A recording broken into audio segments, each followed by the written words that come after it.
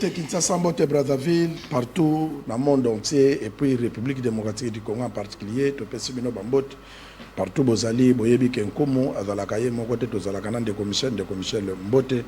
Mbote Nkumu Givet, Mbote P, Batwaola na Congo pour moi, Baza Ibele, nous sommes des millions à travers le monde, à travers le pays, à travers la province, à travers Ville Kinshasa, au Tolandaka Congo pour moi, au Tozela Congo pour moi. Au peut te commenter sur Makambo Congo pour moi Lobaka. Merci de la fidélité, merci de la confiance. Merci de la fidélité, merci de la confiance. Donc on visite Somer Nabiso, Lelo, Patrick a comme sa thématique. Union sacrée au lieu de 6 membres et commune à 40 membres. Pour Nanini Mokonzamboka à réfléchir Bongo, Tokosola Lelo, Nande Michel Wangi. Donc on a accepté projet à 145 territoires dans la province à Tchouapa. Misale Salami parce que Bana Babandi de la classe depuis vendredi remise Zalaki dans la province ya Tchouapa, dans la présence du gouverneur de la province, dans le représentant ya PMID et IP Tchouapa et Silisi Misala Bande ko sala ya l'état apesi déjà dans l'état biloko naye. De Michel Luangi kaka ndenge thématique na biso et lobby union sacrée ba membre après dum bazalaki 6. Mais président de l'Union sacrée, Félix Tshisekedi Tshilombo, président de la République, a gonflé liste et commis 40. Est-ce que na 6 va apporter qui fruit à Malongate? Bongo na 40. Nde bakosala musala et puis si ça verrait de l'oké Mokonzamboka bakisi peut-être à Monique si on a besoin de travailler bien à gonfler liste pour na musala et mon ana pour na mandat nae. Et dans la réussite. Très bien, comme vous êtes na 6 Basaki Moussalate, est-ce que na 40 Bagosala Moussalanin et puis avant que toi na restitution na oui que président de la République a coûté na député à Union sacrée ba cadre Union sacrée a eu c'est bango que non azam mécontent na façon oyo Union sacrée au tambola Union sacrée wana so azam mécontent na façon au tambola c'est-à-dire que ça soit le présidium que ça soit Baka de l'Union sacrée. Il y a un moment vu question il y a que Simba quitté. Pour cela qui m'est content. Ah oui, mais peu avant, alors il a manifesté mécontentement il a dit que non, et rasala qui Union sacrée et ça qui n'a façon à dire comment la magamboté. On se comprend.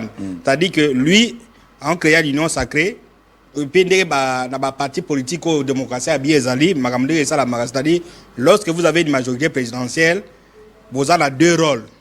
Le premier rôle, il y a la majorité de la bino que non, que ça la tout pour que non, vous avez une unité, vous avez efficace. Bino bato il y a majorité pour conserver pouvoir.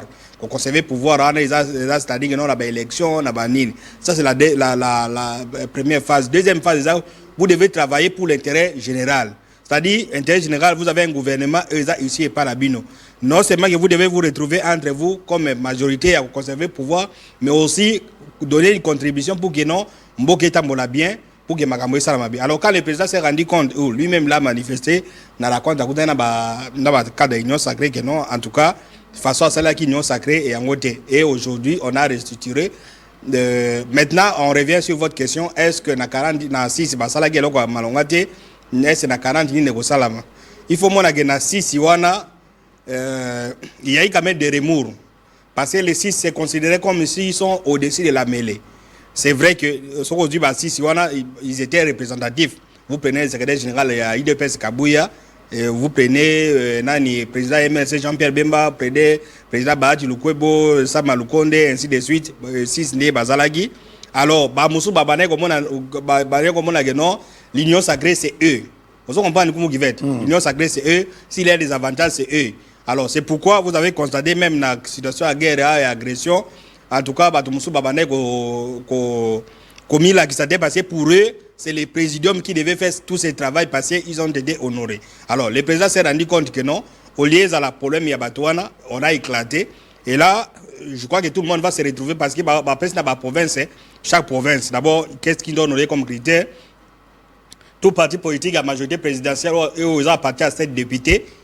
Donc, aux quota, il y a membre à présidium, on a parmi 40. C'est pourquoi vous verrez les gens comme Eliezer, Moussouna, Bakomi, Nabanine. Et puis, Batali dans la province, chaque province a eu un leader, Moko, Biemi, Balé, ainsi de suite.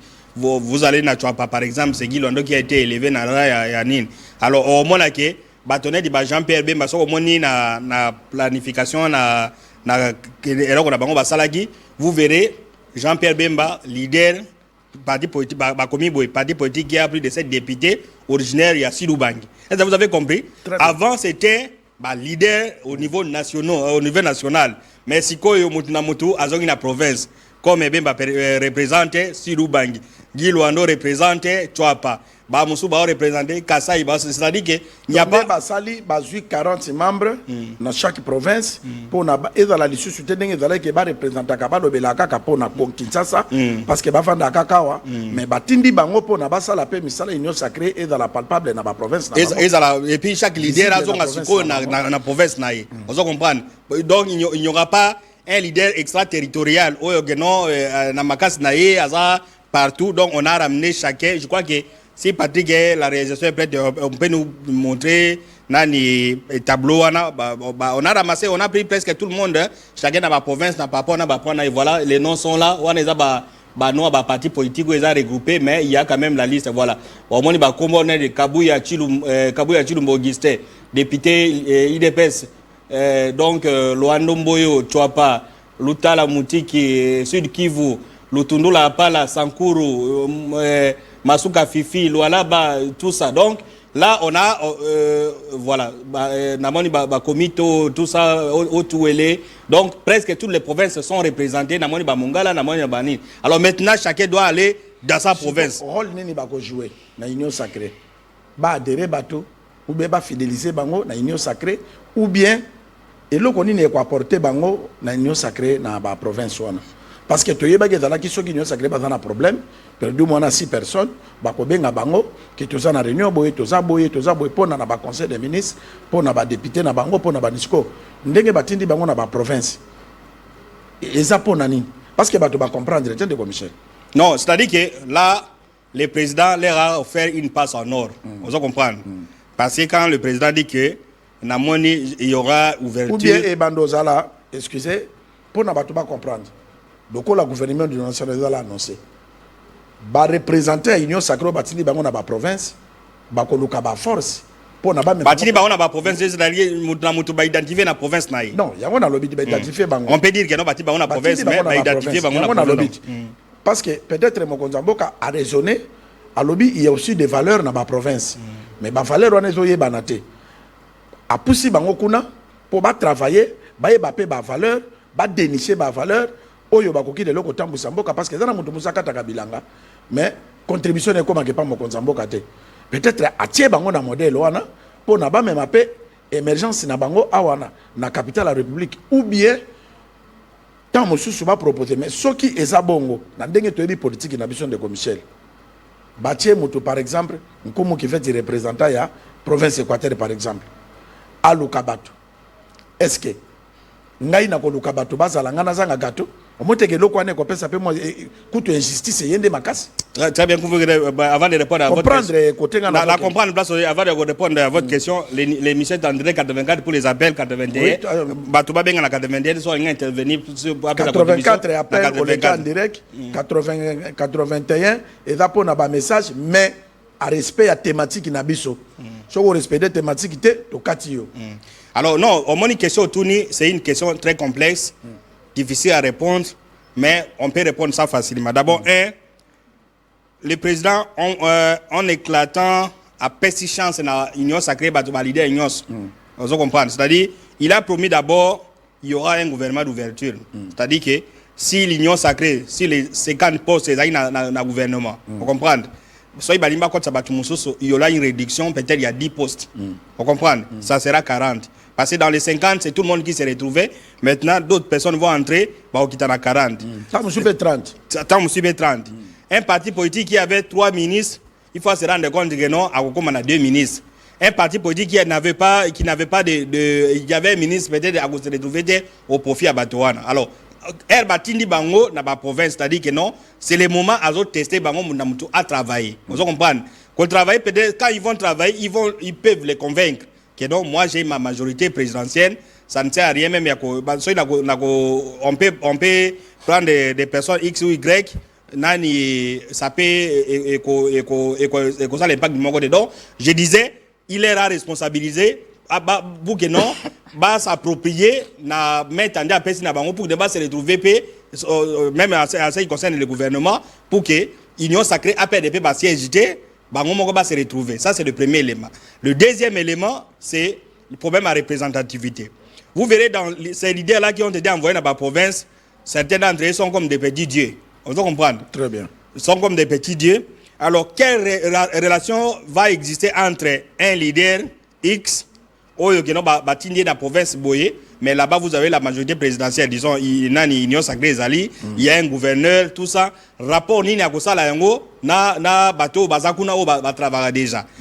Est-ce que c'est lui va engager toute la province ou alors il va aller se soumettre à nos travail na batouana. Mais quand il va travailler avec ces gens, ce sont les gens rancuniers. Peut-être Basolagana était, peut-être des postes à gouverneur, il y a à commis union sacrée, tout ça. Donc, en tout cas, il y a quand même à boire et à manger. Donc, c'est pour dire que ce n'est pas aussi facile que cela. Et puis, en plus, un leader qui était dans le présidium, comme un membre présidium, où il se voyait au-dessus de la mêlée, va renvoyer dans la province. Il va se sentir lésé, il va se sentir oublié. Donc, d'un côté, on sait c'est l'efficacité, mais de l'autre, acteur, c'est vraiment mingité. Donc, comme vous avez vu, la catégorie, on a Kabouya, qui se voyait dans tous les grands partis politiques, il y a mais maintenant, il est ramené dans le niveau à province. Donc, voilà. Donc,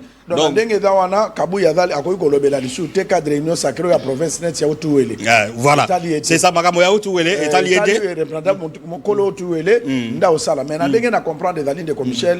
bon, Bakassa oriental, Bazouele, c'est-à-dire chacun est rentré dans sa province. Par exemple, province équateur, province Équateur, ils ont mis un nom là-bas, Équateur, mais c'est un nom que je ne connais pas trop bien. Équateur et Moutoumokadawana, mais je ne sais pas si il y a député en fonction, mais je n'ai jamais entendu son nom là. J'ai vu la province de l'Équateur dans Moutoumoko, donc on verra ceux qui pratiquent comme ma place. Donc vous allez, Tchabagi, Luando, tout ça, CDA, André, Otouele, tout ça, mais tu vois pas. Je crois qu'on a mis Équateur, mais quelqu'un qui n'a pas pion sur rien. Patrick, peut-être dans un député à Sika. Mais en tout cas. Non, c'est un homme. Mais voilà, on va trouver son nom là-bas. On écoute Kamere Lwakadingi King Vital, Sud Kivu, INC. Donc, renvoyer, c'est-à-dire que Kamere n'aura pas le rang de Gazaki Bosso il y a Congo Mobimba. Lui, il va s'occuper dans Sud Kivu. Michel, pour notre réfléchir, parce que. Équateur, voilà. L'Équateur, Bohoulou, Bobutu, Christophe. Bohoulou, Bobutu, député national, Équateur, personnalité. Bon, je n'ai jamais entendu ces noms-là. Bohoulou, député national. Bohoulou, Bobutu. Peut-être il existe. Bon, peut-être la Bibi député, c'est quoi. Mais ce sont les gens qui ne sont. Ils ne veulent pas se faire voir. Allez, vous disiez. Des commissaires qui ont un gouvernement d'union nationale. Et là, on a son monango au répondre à bien. Ce qui est là. Par exemple, province à Chouapa, on a 4 députés, IDPS. Union sacrée Pézaliwana. Ce qu'on y a en Équateur, on a 2. Province Équateur, on a 2 députés, IDPS. Ce qui est là, gâteau et Pesami. Moutou Oyo, je ne pense pas que Moutou IDPS, parce que Combo, on a bien en tout cas, on a IDPS Équateur. Bon, peut-être à député, si quand même, on a député, mais ça Boulu Oyo, ce qui n'est Kota Eye, Yemoko amitié, indignation que la makasi. Ndeko Michel. Parce que bateau na bakolo biso to sali musala, biso to sali boy, to sali boy. Wana yemoko siko ifada la lokola ndenge batia sekope na EPST que bangonde ba sanctionner ba enseignant. Yesikoyo aluka ko bima ministre te, ya bandaka ko garder bande pour yende chef. Non, mais il n'y a pas que lui, c'est-à-dire que c'est les propres aux Congolais. Les Congolais, j'ai dit ici, le président Pessi Bango passe pour ne pas requérir la majorité présidentielle. Et puis Bango aussi, pour eux, il pense que c'est aussi le moment où se faire voir. Vous comprenez? C'est-à-dire lorsqu'il y a un quota, voilà. Numéro 1, numéro 1, la deuxième phase, il y a P245. Il y a une province, il y a entreprise, parce que il y a numéro 1, il y a près de l'Union sacrée, ce que boy, beaucoup gagner ba marché, ba trafic wana. Et comme il sous une casse, parce qu'il faut, puisque nous avons pour aider Mboka, que Babilo Kwana Bata ba garde fou que Babilo Kwana bango ba kotate parce que ceux qui ba koti au comme on a numéro 1 on a créé ba entreprise na ye na ba province pour deuxième phase de ya nyo seza la mwana na ya zui oyo moi si na zui oyo ni na zui autant on peut ba marcher même quota ministériel il pas dans la moi il faut dans mo ya koloba alors il faut pas limiter bango que lokola ba komi na bango ba dans des police on comprend babenda gâteau côté na bango te pe makamba ba ya peut-être état la pe bango te bango bazande politique mais babiloko ils allaient intérêt à population ba kotate est-ce que ba garder fou na pe bazu yango parce que biso beto komi kuna na meto la kabana non c'est-à-dire on jusque là tout le bakaka pona intérêt na bango parce que ba tie bango tout ça mais quel serait l'intérêt à la population ça serait intéressant ces gens qui ont été nommés dans l'Union sacrée les 40 là ils doivent se retrouver ils ont leur gouvernement ça awa ba ebisage no ba d'un côté ils sont en train de conserver le pouvoir aussi de donner des propositions corriger le gouvernement que non là les choses ne marchent pas bossa la boy peut-être des motos bâtir représentant peut-être na lomami il peut venir na réunion union sacrée que non na lomami toi na couranté donc que ces gens là jouent comme parole la province là où l'argent était bloqué ba on va ça la banine mais qui ne voit pas cadre na numéro 1 Équateur mais province Équateur rétrocession que ndakate frère fonctionnement que ndakate ba yedi province be ba futa makate alors kuna na za bras de fer il faut botin de la bangombo ba plaider pour na ba cause juste pour na mboka ngai naza muto a Kinshasa awa kure izate kulune leke belé le ministère de l'Intérieur de mon unité tout ça donc ces gens là qui sont basés ba répondant on se comprend parce que dans certaines provinces ils se retrouvent à 2-3 ba mso moko mais c'est bien sûr c'est toutes les provinces sont représentées donc ba toi là basé di ba porte-parole il y a ba province na bango wana ya banine alors pour le reste ba plaider pour Namboka parce que un Congolais ma personne responsabilité à Boye. Il y a une union sacrée, il y a province Boyetel. C'est-à-dire tout ce qui est là-bas, c'est toi qui vas gérer. On se comprend, y compris les gestion d'ambition. On se comprend. Même on va demander aux gens, non, bon, les gens où les doivent intégrer l'entreprise publique. Yem Tagolbageno ou tout c'est moi. Et qu'est-ce qu'il va faire? Il va prendre son cousin, il va prendre sa belle-sœur, à cause de Bandegonaï, tout ça, tout. Oh, est-ce qu'on va résoudre quel problème? Mais soyez là, comme des porte-parole, il y a Nine. Alors, en attendant, je peux voir hier un message qui vient. Hier un message qui vient d'arriver. Bon, de quoi lobby, Bitakoura Pessi, secrétaire permanent, il y a Union Sacrée 48 heures, à cause de sa combo na sinoté, et là, on a négocié. Bon. Na répondre. Répondre alors, répondre. Yo doit répondre parce qu'il y a un simple plateau mais na répondre que Bitakoura selon de quoi bika pesi 48 heures ba tia sinon te ako eloko négocier mbade. Pour na Bitakoura ya zanani. De pour na mboko yesimba il faut y. Il y a des députés national. Non, même à cause de député national de Michel. Population va voter député national. Il phase à la kaka na problème union sacrée. Ta bon montant que dans si membre ya zalaka. Hein? Non, il faut pas qu'on impressionne batu namboka. Yango zo mo namboka oyo, babiloko oyo il fait si là.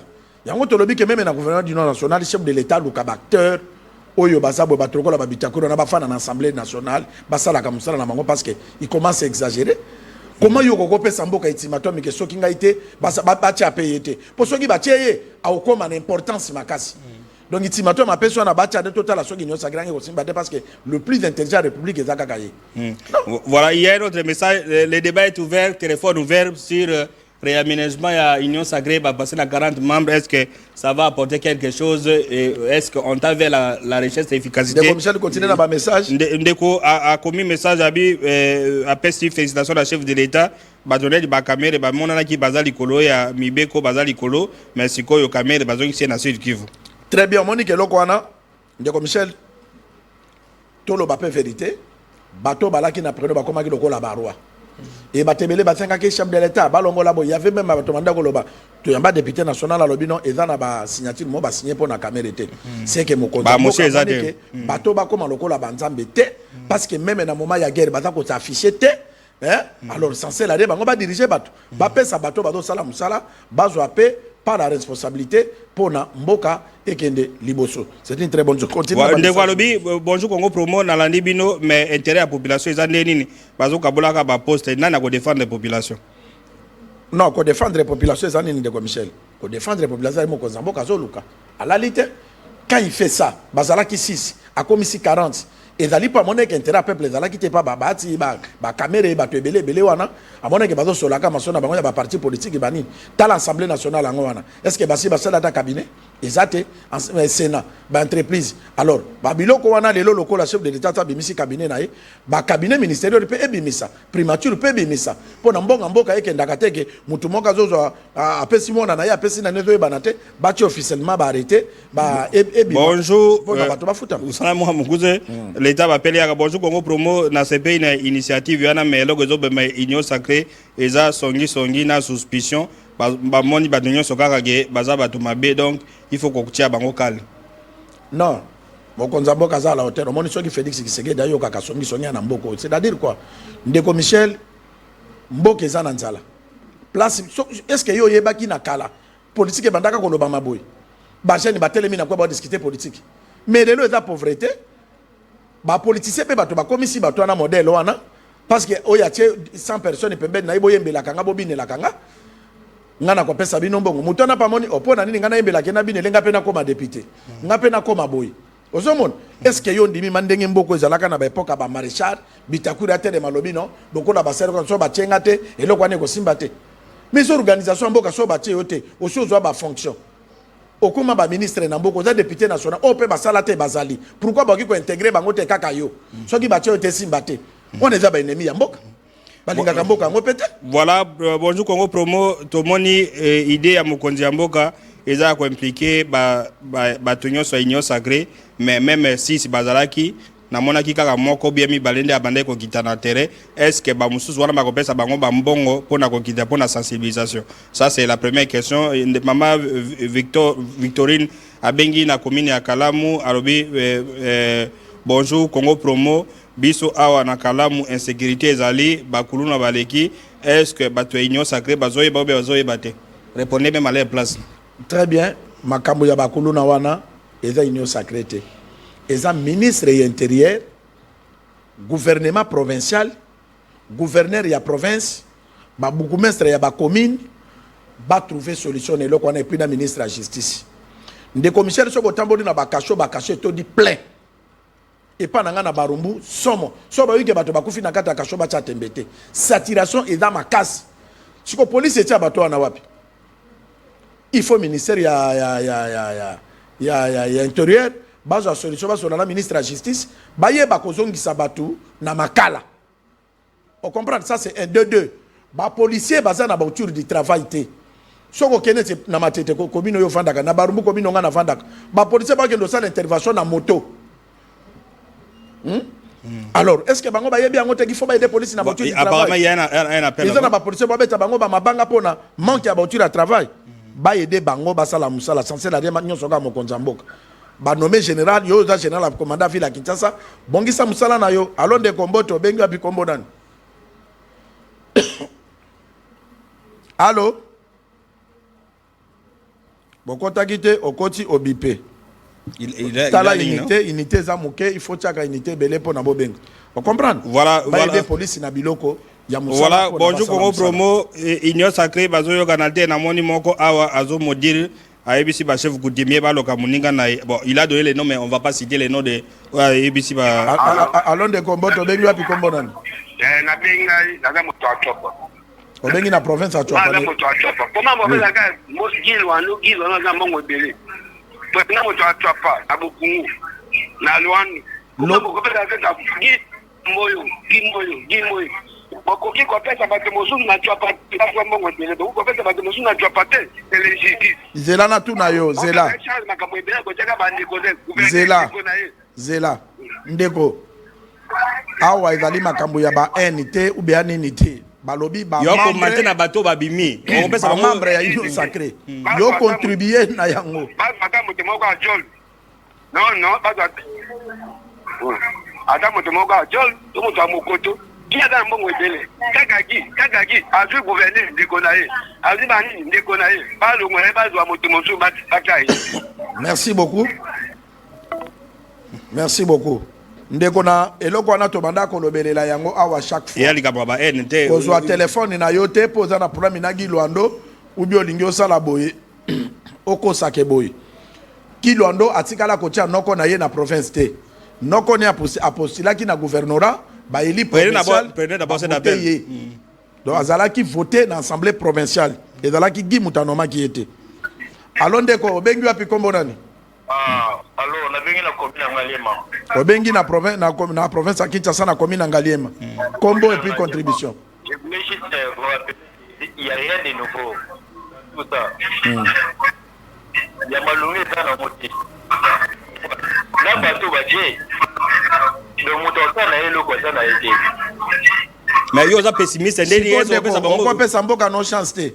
Pourquoi bino bolingaka mboka kaka esimba te?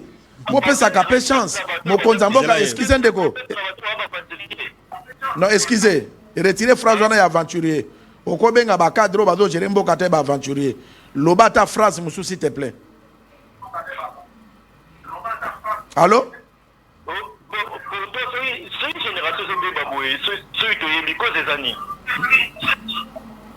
Cause des années. Allez-y, loba ka doyo yo. Loba la parole.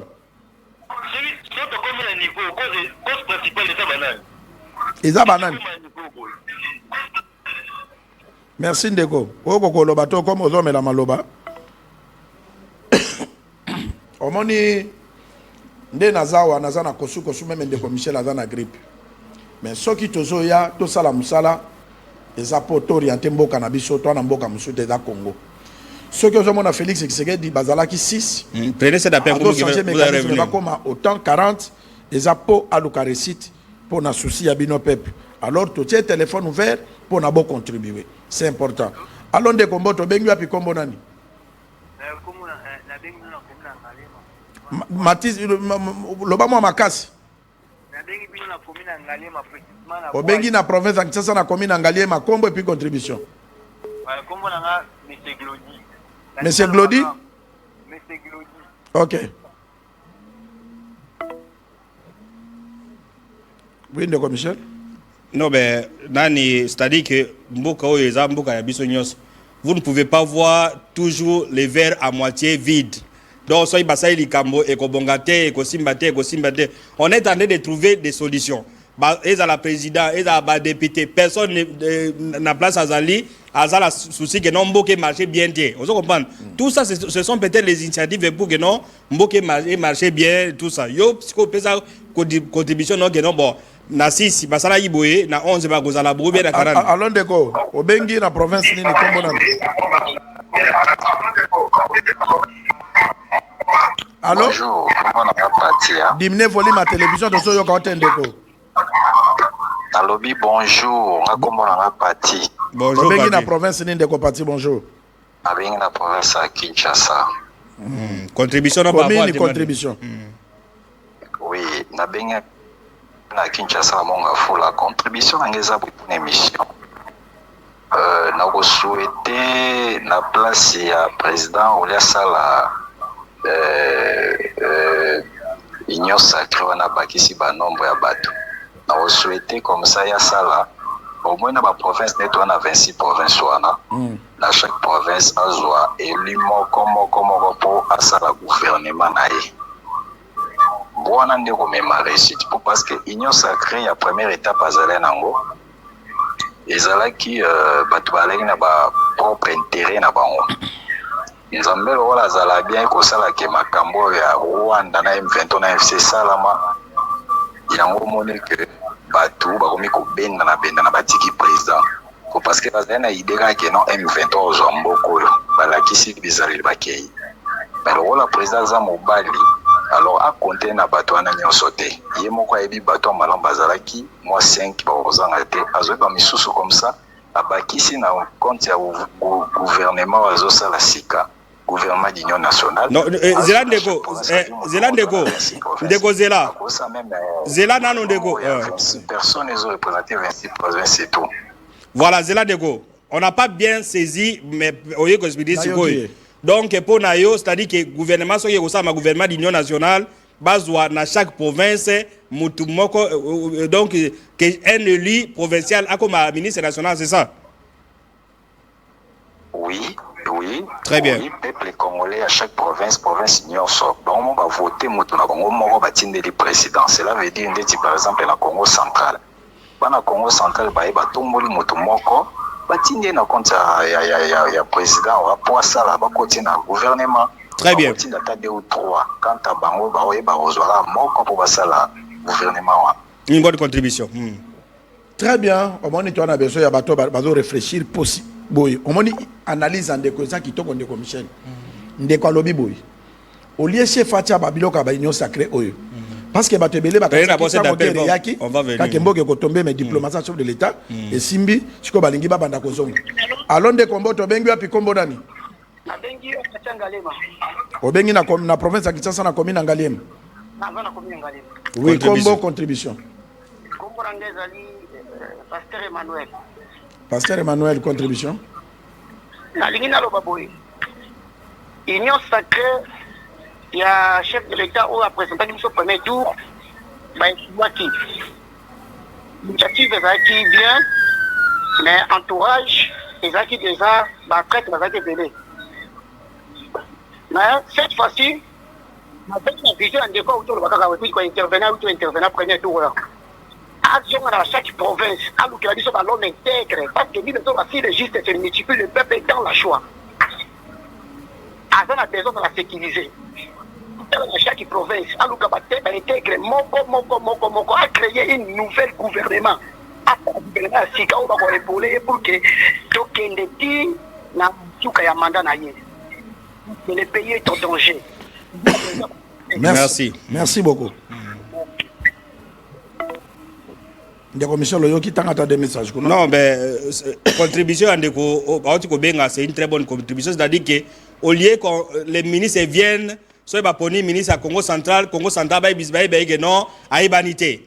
Donc, il faut la moto, non, aux la Madimba, Moutou à Songolo à Ebié, aux la Matadi, Moutou ya Lufuto à Ebié, aux na donc, toute la province toute la province Nakizambo était partout dans le Congo central. Pareil pour les gens de Kwilu, pareil pour les gens de Kwango. Quelqu'un qui peut à Kenan na poto à 40 ans na poto à Yeboye, il peut dire je suis originaire de Lomami. Lomami biso déjà député oyo batia union sacrée na compte Équateur wana. S'il y a quelqu'un qui connaît ces députés là, député député national à Bikoro toyebiye azamo na mwasiku tu mama ucho kunda mama na ye toyebiye yambana ka baba ile toyebi tout ça toyebi ya ingende bon non peut-être oyo titulaire akufaki ye akomi suppléant peut-être ya Makanza.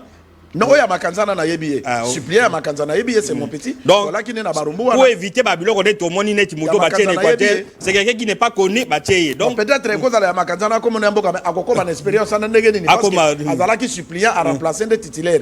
Pour éviter ça. De quoi ça a raison. Prenez cet appel. Pour vérifier to yeba. Pour éviter qu'on soit bateau ba yeba idée. Allons ndeko mboto bengi api kombo dans les contribution. Bonjour. Bonjour. La bengi bino précisément na ville à Kinshasa na commune Ngaliema. Oui, bengi na province à Kinshasa na commune Ngaliema kombo puis contribution. Bengi na lo paboy. Kombo na ngai Monsieur Bosolandu Yannick. Papa Yannick, contribution. Bengi na lo paboy. Soki union sacrée ya liboso échouaki. Yango liko laxatique ya mbalo pe ko échouer. Mukonzi azaki déjà na idée ya malamu ya liboso ya kosangisa bato nyonso po tosala mpona mboka lokola ye mo président azalaki na motema malamu expose mitema mabe wana oyo bazalaki complice na barwandais misala na bango eyebana.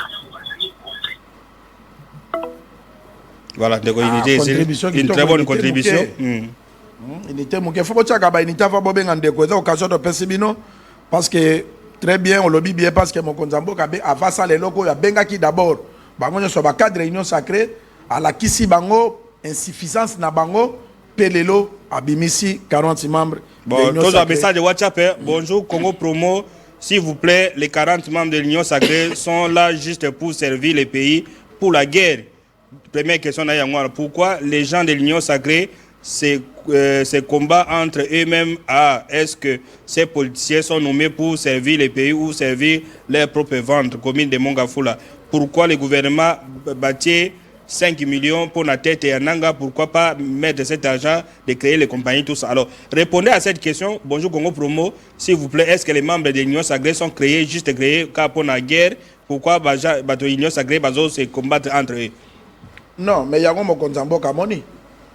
Bapesaka mutangu bakalinga mutanzala kalinga ngubate yo moko monaki bata prejumu ndenge babandaki kobunda meme na ensemble awa oso mona mutaza na poste malingo tika poste te mais mutane ngwana yo kotinda kalinga nguba pona intérêt batu bazana bana plétoire na assemblée nationale oya do bwakela moninga mbwakela osala boy donc batu wana baza pona ba intérêt na bango alors mokonzambo kape azalaki mato ya kokufa te misupe ya kokufa te amonaki bango ya moi changer à contourner bango autrement. Voilà Congo Promo, félicitations, une très bonne émission de Lola Nabino awana Kinkole Totie TV dozotu nakaka boye bato oyo ya Kinshasa baponeli biso nini parce que ngai naza Moteke na lingi naza représenter na Moteke.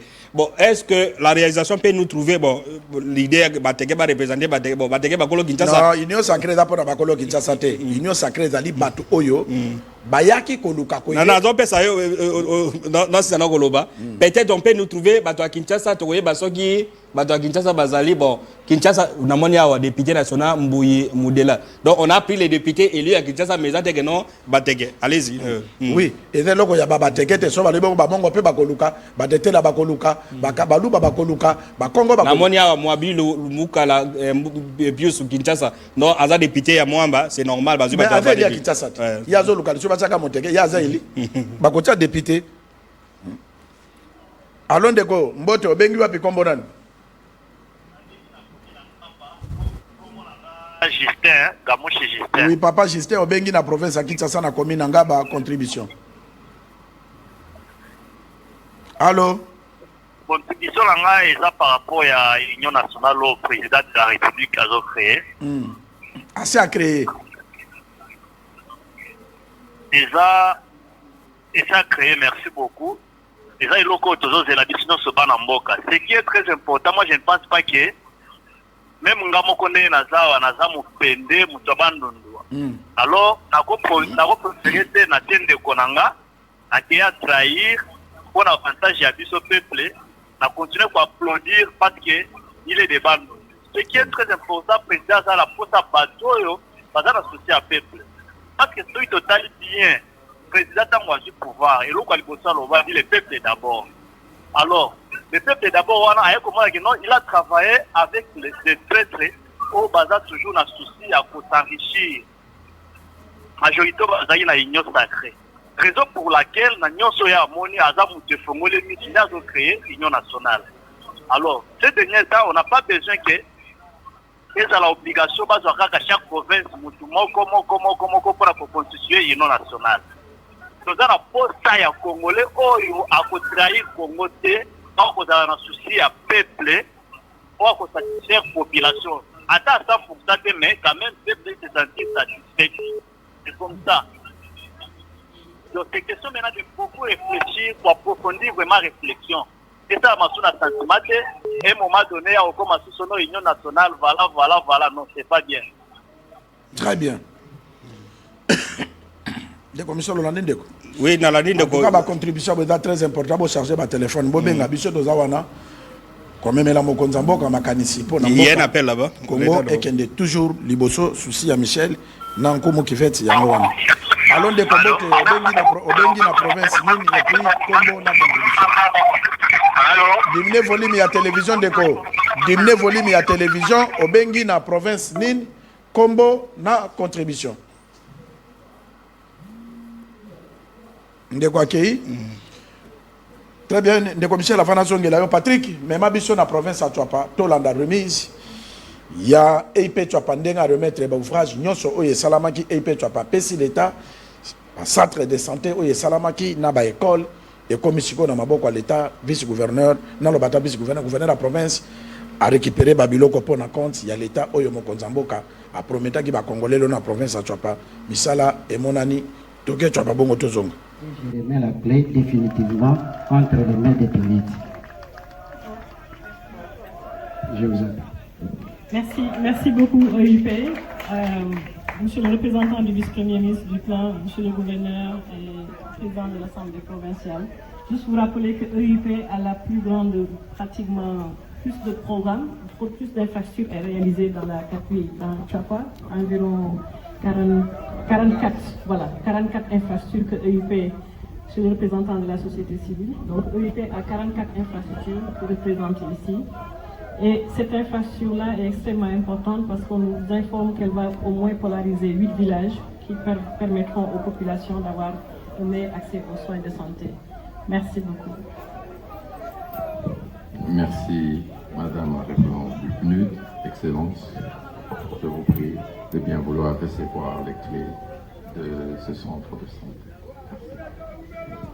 Merci. Je remercie vivement le représentant du gouvernement central que vous êtes pour le plan initié par le chef de l'État et concrétisé par le ministère du Plan, et que pour une fois, je remercie parce qu'on a tant souffert pour ça.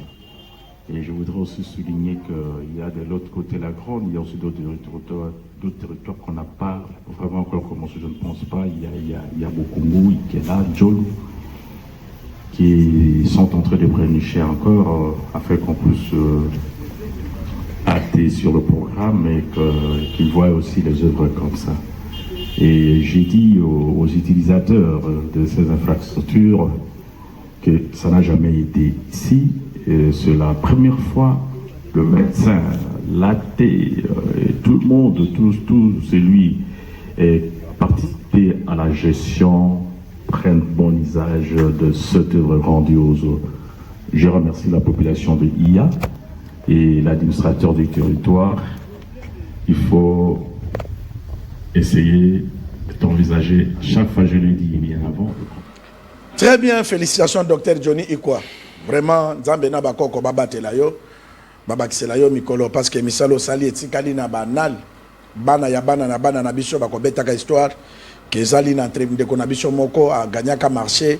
Il y a projet Félix Tshisekedi après ça qui est président de la République mais mon n'a pas gagné un marché wana et lelo et l'embouetika di ba école yangoyo ba hôpital yangoyo même bana ya bana na biso ba ko se référaka nango nzambe na bakoko babatela yo pe babakisela yo mikolo.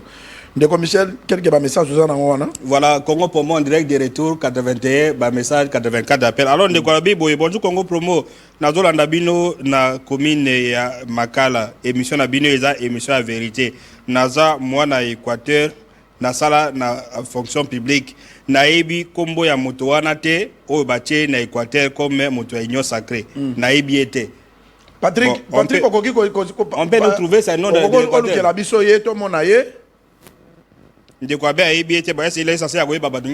Non, il fallait pas. Équateur de Michel. On peut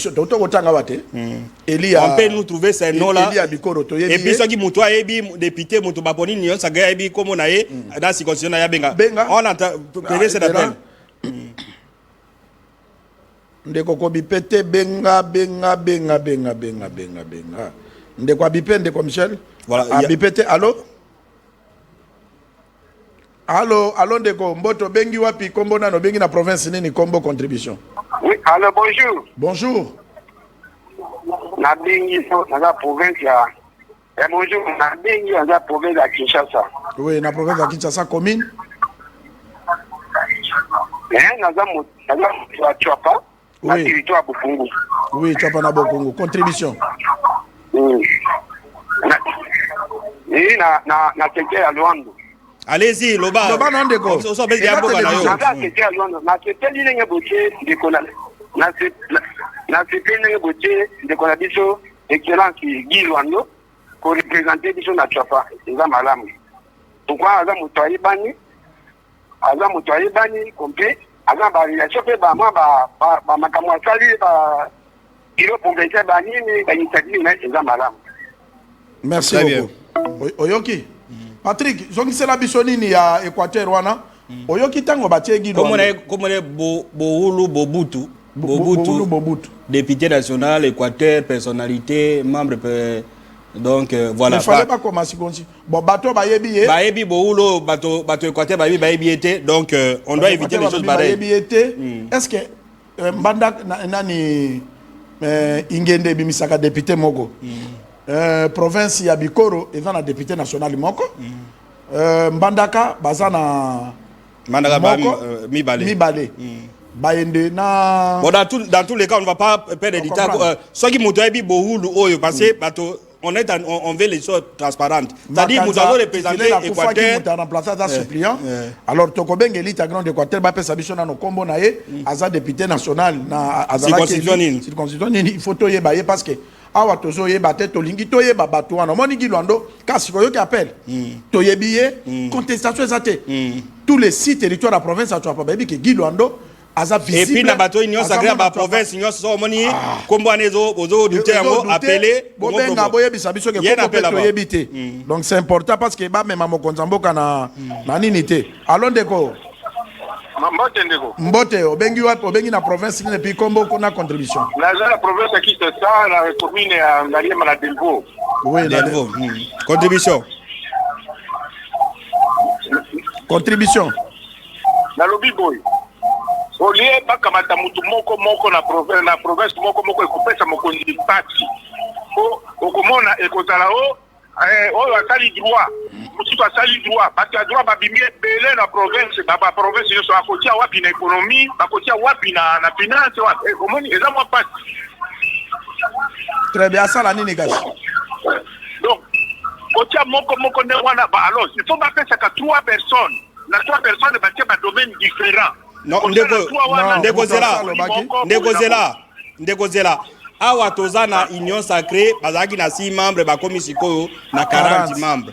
Réflexion ezanine. Et puis soko za la contribution pour na gouvernement koya wana. Et donc banana na 40 bakomi, soko moni bango ndenge nini puis pour contribution so gouvernement koya sala mandeni. 40 élections belé. 26 c'est ça madame. C'est un problème. Voilà, 40 délégués belé. Kasi na 26 wana, depateka katua, 3 personnes, na 3 wana barubwe moko, barubori moko. Donc yazoloba, na comprendre c'est-à-dire na nomination pour na kotia ba membre ndengo wana. Il faut batinda ka 3 non na province. Ale balongoli mi balé moko atikali po éviter que bato musu ba yebanité Équateur wana déjà na monde ko le bandi boy pour mona makelele banda na ba télévision été parce que Équateur a réclamé si le même ministre national bazana été. Voilà, bonjour Congo Promo, félicitations à l'émission Nabino naza sima ya mokonzi ya mboka. Pardon de Michel, alors de ko bengi wapi kombo nani? Alors on a bengi na province à Kinshasa na commune na Mongafula na Mbudi. Oui, Nambudi, combo contribution. Et comme on a Fabrice Botango, on a originaire ya Mai Ndombe. Na hivi que objectif ya union sacrée de la nation est pour na koluka kimia. Pour na koluka paix ou ils na STP ou ils na province ya Mai Ndombe. Très bien. Comme on est loko yo, tolobaka na ba politicien que okoko bimana yo député ba nommé yo na ba parti politique na bino ba yo. Mais tant que kokoma na ba place publique aussi fonction do yebanate okomi lolema ndeka boyo nyama pa boyo c'est-à-dire biloko ba ko la katia soko yebanité biloko ba Guy Loando basala ka oyo ezalaka kadote azo sala pa yeba ke na sa muta province boyi na sa congolais donc Guy Loando partout toi to kenda na Dubaï to tuni nigérian na katia Émirats Arabes Unis alobi ayebi ka deux politiciens na Congo Guy Loando na président de la République. Alors ba politicien na biso que yo okomi mokonzale okomo zelaka ka nini ya ofele ya RTNC o le kaba élection na journal ofele nana koyeba yo muto yeba azate okoma na député ofanda kana Kinshasa zonga te na kota ya Équateur kota ya Tchapa kota ya Sidubangi kota ya Norubangi kota Mongala kota ya Congo central kota ya Kisangani yo ke ko welela ozwa yango fele yango fele or ke okenda kata kuna te population ba yebi yote voilà nkumu kivete wana de biso na Congo promo to kolinga yango te to ko dénoncer neto ya bimi na Équateur wana émission to ko zonga mercredi to ko yela bino ke to yebi ete parce que to ko benga ba ilia ya Équateur to tu na kombo ya député wana. Voilà, répondez à cette question. Bonjour, la province Nabiso, toi na bikolo mi balé, baponi ekolo moko kaka, il a parlé de la province de la Mongala, ba na bikolo mi balé, baponi muto ekolo moko kaka. Pourquoi pas ekolo Nabiso ezala? Ce problème aussi va se poser aux années. Non, Ndeko Michel, na province ezala kaka province moko. On comprend? Bikolo ndenge nini?